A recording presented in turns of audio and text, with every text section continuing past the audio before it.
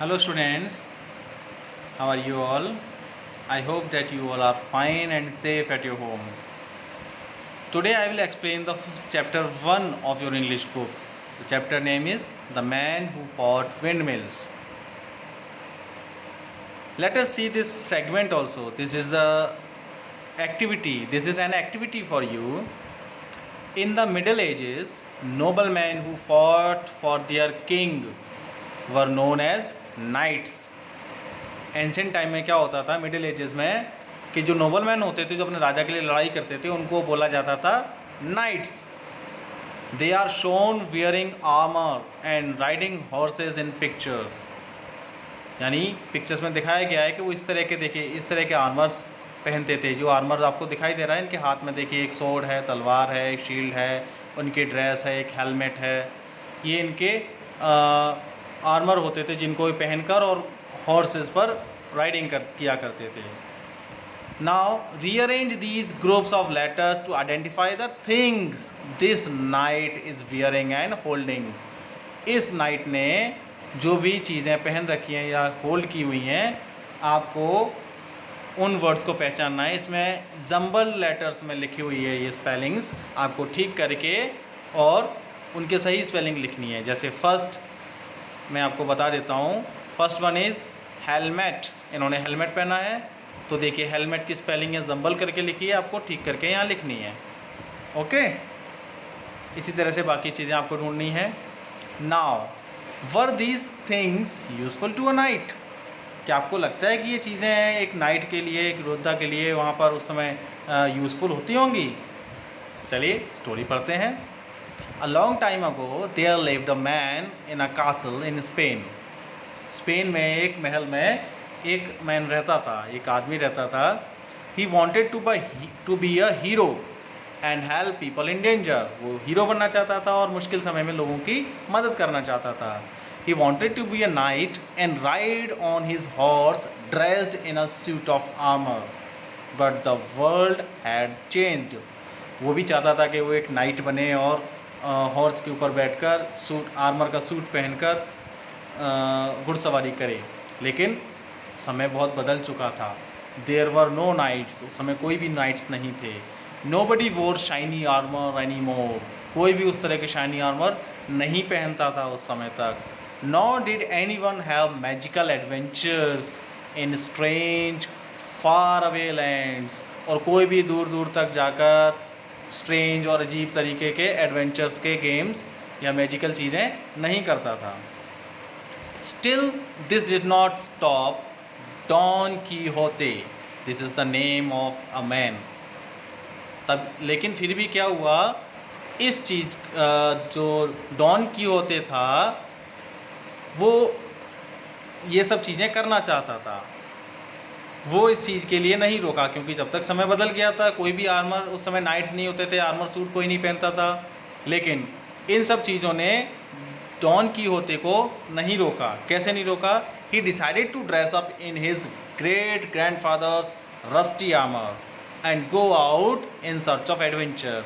उसने डिसाइड किया कि वो अपने ग्रेट ग्रैंडफादर का जो पुराना आर्मर सूट है वो उसको पहनेगा और एक एडवेंचर के लिए जाएगा. Once Don Quixote was in his armour and mounted on his bony old horse named Rocinante. Even his squire Sancho Panza laughed until his side hurt. However, Don Quixote didn't care. Such was his confidence. एक बार क्या हुआ, don कीहोटे ने वही armour suit पहना और उसके पास एक घोड़ा था, पुराना घोड़ा था, वो उस पर सवार हो गया. उस घोड़े का नाम था रोसिनेंटे. लेकिन उसका जो फ्रेंड था सैंचो पैंजा वो उसको देखकर हंसने लगा. उसने कहा ये पता नहीं क्या कर रहा है ना. लेकिन फिर भी क्या हुआ, डॉन कीहोते ने इसकी परवाह नहीं की. सच वॉज हिज कॉन्फिडेंस. ऐसा उसका विश्वास था कि नहीं मैं एक नाइट हूँ और मैं घुड़सवारी करूँगा और लोगों की गरीबों मुश्किल समय में मदद करूँगा. Do you want me to make you the ruler of the some distant land, Sancho asked the knight. अब उसने सैंचो से पूछा क्या आप चाहते हो कि मैं आपको किसी एक दूर देश का, किसी दूर लैंड का एक राजा बना दूं, सेंचो? उसने पूछा। सेंचो स्टॉप्ड लाफिंग, सेंचो ने हंसना बंद किया, बोला यस यस, उसने जवाब दिया। Well get on your donkey and come with me, said Don Quixote. Don Quixote ने उससे कहा चलिए तो अपनी डंकी पे बैठिए और मेरे साथ आइए। We'll have some wonderful adventure together, हम लोग साथ में मिलकर कुछ अच्छा सा एडवेंचर करेंगे। After many days of riding, Don Quixote and Sancho Panza came to a large field, काफ़ी दिनों तक राइडिंग करने के बाद वो दोनों एक बड़े से फील्ड के पास आते हैं। अब देखिए वहाँ क्या होता है। Look at the giants cried the knights, अब जो नाइट बना हुआ था है ना, डॉन कीहोते, वो चिल्लाता है, वो बोलता है देखिए देखिए उन जाइंट्स को देखिए। जाइंट्स मीन्स राक्षस। What giants? आग सेंचो, सेंचो ने पूछा कौन से giants? Over there see those gigantic outstretched arms, कि वो देखिए वो बड़े बड़े विशाल दिखाई दे रहे हैं, अपनी बाहों को फैलाए हुए हैं वो giants. Where? I don't see any giants said Sancho, all I see are windmills. अब सेंचो बोलता है कि नहीं, मुझे तो कोई भी जाइंट्स दिखाई नहीं देता, वो तो एक मुझे जो दिखाई दे रहे हैं वो सिर्फ विंड मिल्स हैं। विंड मिल्स आपको पता है कैसे होते हैं? देखिए ये बने हैं विंड मिल्स, ये सभी विंड मिल्स हैं। तो सेंचो ने कहा मुझे तो यहाँ कोई भी जाइंट दिखाई नहीं दे रहा, मुझे तो सिर्फ विंड मिल्स दिखाई दे रहे हैं। तो देखिए अब आगे क्या होता है। There Sancho, look there, Don Quixote was pointing at the wind mills, His eyes round with excitement। अब क्या किया डॉन कीहोते ने? उन्हीं विंड मिल्स की तरफ इशारा किया कि देखो वहाँ देखो, वो हैं जाइंट्स। उसकी आंखों में एक अजीब सा एक्साइटमेंट था, उनको उत्सुकता थी उनको देखने की। His head was so full of magic and adventures that he thought the windmills were giants। उसके दिमाग में यही सब बातें चल रही थी, ये जादू और एडवेंचर घूम रहा था कि ये विंड मिल्स जो हैं ये भी एक तरह के जाइंट्स थे।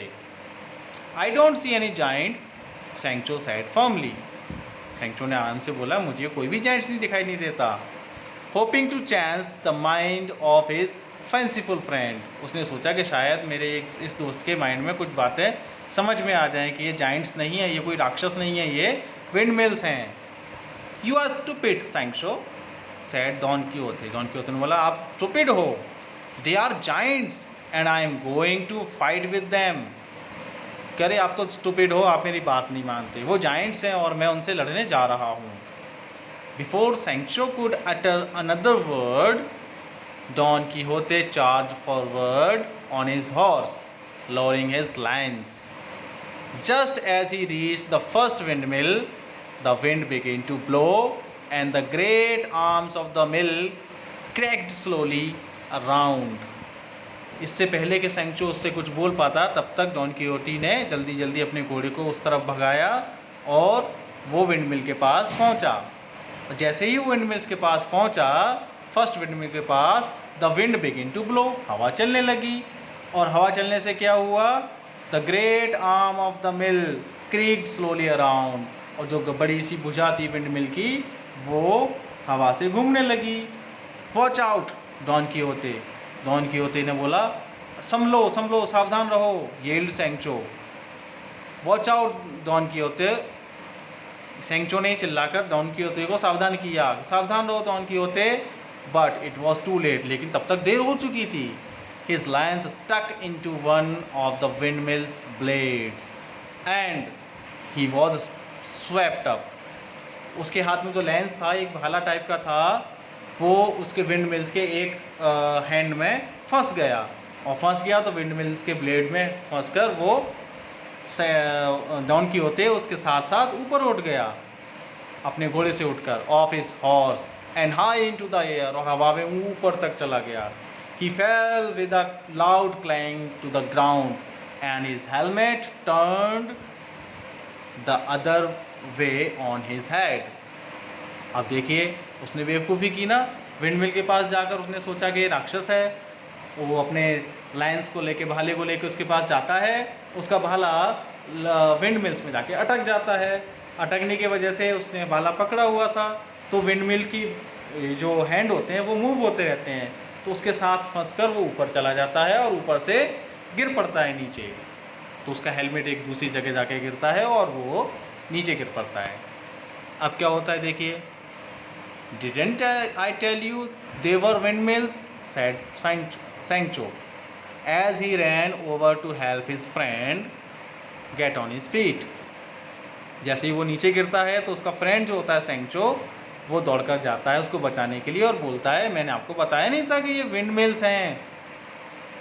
दे were change into wind mills by magics and Don Quixote बोलता है अरे वो तो जादू से विंड मिल बन गए हैं, वो तो राक्षस हैं, they are giants, they are really giants, वो तो वास्तव में जाइंट्स हैं।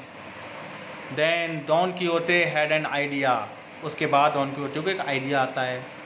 Quick Sancho get me my saddle bag, my magic ball is in it, I'll show these giants they can't fool me। आप देखिए डॉन कीहोते क्या बोलता है अपने फ्रेंड से, जल्दी करो सैंचो, मुझे मेरा सैडल बैग दो, उसमें एक मैजिक बाउल है, मुझे वो बॉल चाहिए। मैजिक बाउल लेकर अब मैं इन जाइंट्स को देखता हूँ कि ये किस तरह से मुझे बेवकूफ़ बना सकते हैं। Sancho rushed over to Rocinante and got the saddle bag. Sancho दौड़कर जाता है रोसिनेंटे, यानी रोसिनेंटे उसका हॉर्स था डॉन कीहोते का, उस हॉर्स के पास जाता है, उसका बैग लेकर आता है। He took out the bowl, उसने बाउल निकाला। Filled as it was with curd, वो इस तरह से वो दही से भरा हुआ था। Perhaps Don Quixote has added a magic potion to the curd he thought, लेकिन उसने सोचा कि शायद हो सकता है डॉन कीहोते ने कुछ मैजिक चीज़ इसमें डाल रखी हो, है ना। Give me the bowl said the brave night.